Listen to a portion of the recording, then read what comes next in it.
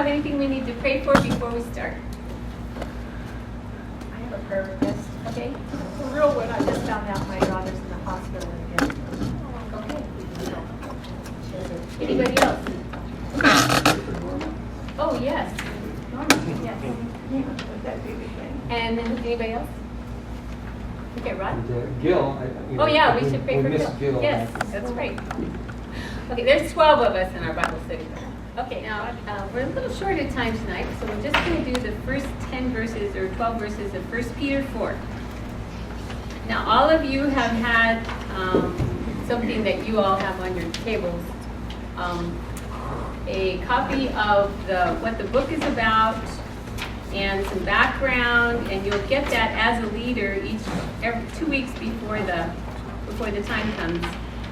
But these guys are kind of doing this kind of cold today, so. And how long is our study? Usually 2 hours? And it's supposed to be like an hour and a half. Yeah. Okay, so 1 Peter chapter 4.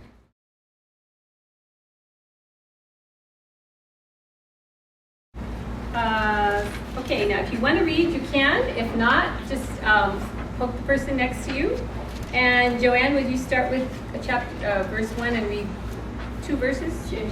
Therefore, since Christ suffered for us in the flesh, arm yourselves also with the same mind, for he who has suffered in the flesh has ceased from sin, that he no longer should live the rest of his time in the flesh for the lusts of men, but for the will of God. Right. Are you lost? He's at Mark, I believe. 4 for the time. For the time that is past is sufficient to have done what the Gentiles will to do, to have lived a life of licentiousness, lust, drunkenness, revelings, carousings, and abominable idolatry. They think it strange when you do not rush in to join them in the same flood of profligacy. Then they abuse you for not doing so. They will give account to him who is ready to judge the living and the dead. Really read verse 6 and then what? For the gospel has for this purpose been preached even to those who are dead, that though they are judged in the flesh as men, they may live in the spirit according to the will of God. Okay, so opening question. Who wrote this book? This is a review. Peter wrote it. Peter wrote it. Yes, he did. And why do you suppose that Peter was concerned about how people behaved when they were persecuted? Because they're discouraged. Yeah, okay, that's a good reason. What else? What, Debbie? I'm sorry. To be an example, okay. To be expected. Christians should expect some of this if they're living like Christ, that he suffered. Okay. And we live in the world, that's a natural reaction. Okay. But why would Peter himself be concerned about how people acted under persecution? Oh, because we failed? He flopped, didn't he, Julie? Yes. He flopped.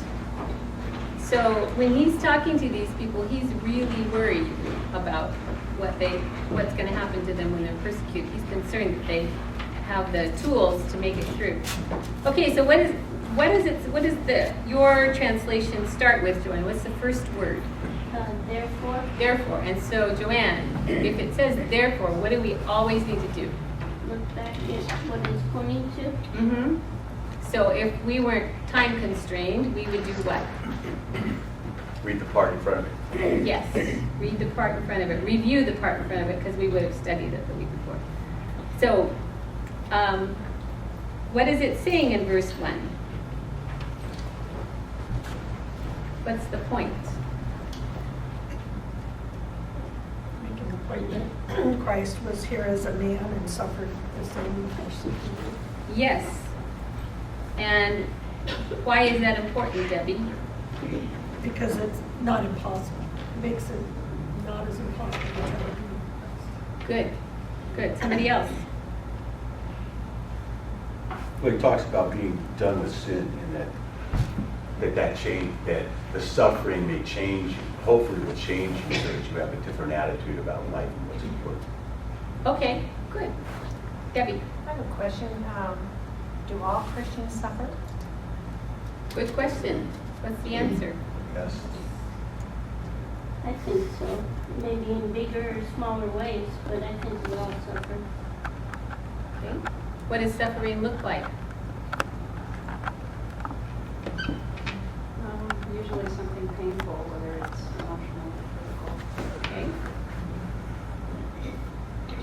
Do all Christians suffer? I haven't met one who hasn't yet. I mean, I'm hoping, but maybe I haven't lived long enough. Okay, now it says, he who has suffered in the flesh has ceased from sin. Does that mean that we can ever be fully done with sin in this life? Yes. Yeah, it says that you're done with it. You're done with it. So I can be perfect, Alan. You might be able to be. It's possible.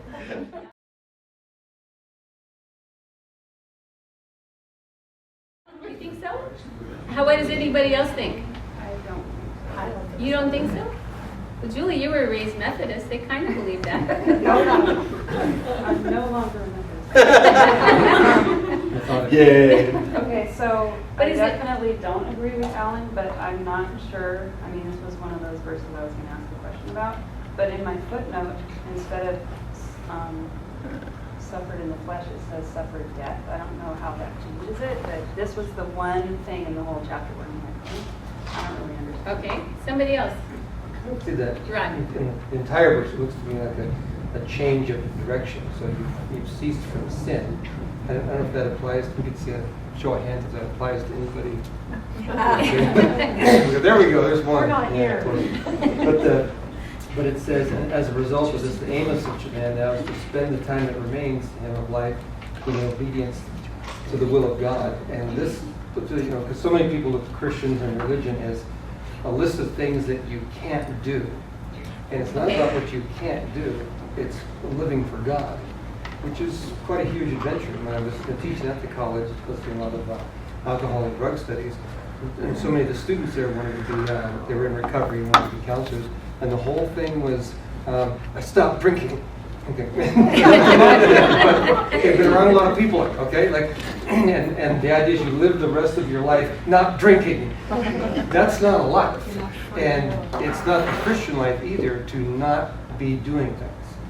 Okay. But the life is to, now that you get to go on an adventure with God, and that's what we talk with them about. It's not about not drinking, it's what are you going to do with the rest of your life? Thank you. Sorry. Okay. Somebody else. I have a question. So when we suffer, are we supposed to get something out of that? Is God going to show me what I'm supposed to learn through this suffering? Well, right now the question on the table is it possible to not sin anymore? Or what does it mean to cease from sin? And so Rod was saying, what did you say, Rod?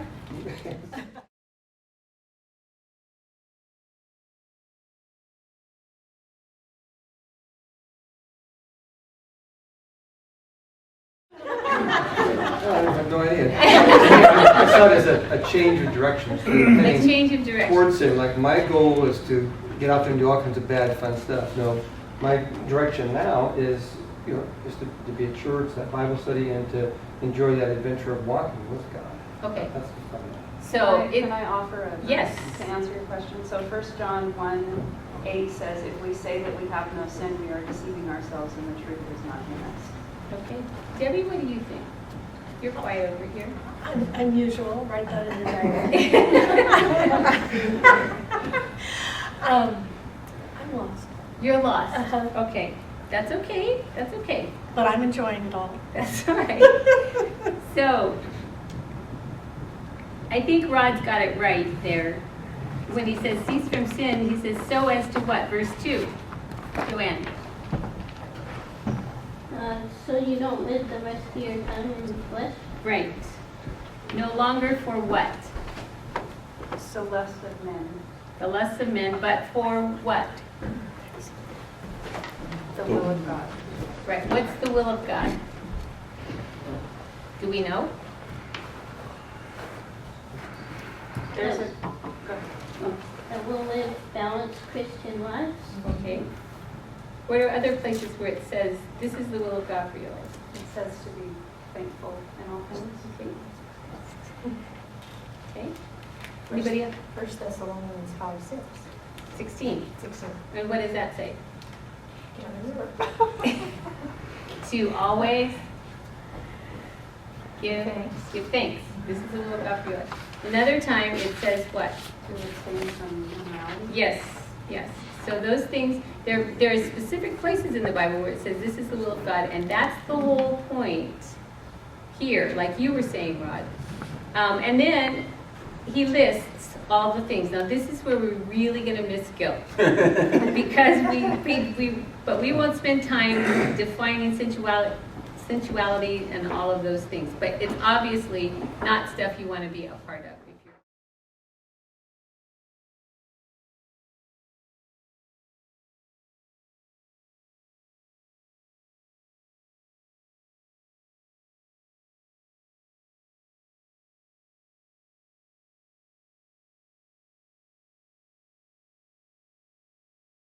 loving Jesus. So suffering then produces what?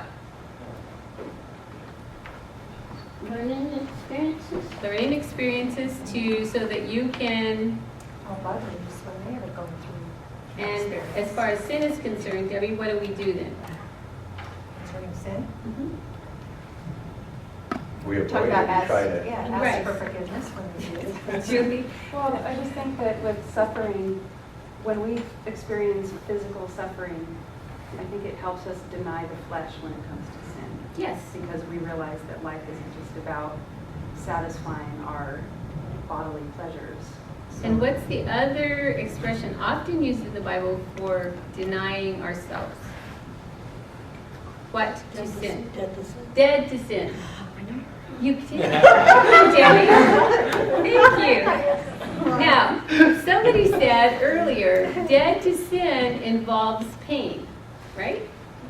So suffering is not something that we all run out and look for, but it happens to us, and we're supposed to have a different attitude. And you're right, Rod. I think that sin doesn't have the same grip on us. That's what it means to cease from sin. When somebody explained it to me once, when you're under the power of Satan, you have no choice.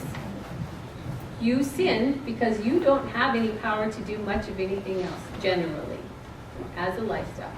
When you come to Christ, you have extra Holy Spirit power to make another choice. Okay? Well, you're also convicted by the Holy Spirit. If you don't have the Holy Spirit and you're Yes. running off and doing whatever is whatever, and it's not until you ask Christ into your life that start having a zing to it. Right. And when you start living only for the will of God, it's going to make a huge difference. Okay? So I think we better quit right now because, okay, Hopefully we're, right here. huh? Go over ahead. Yeah, quit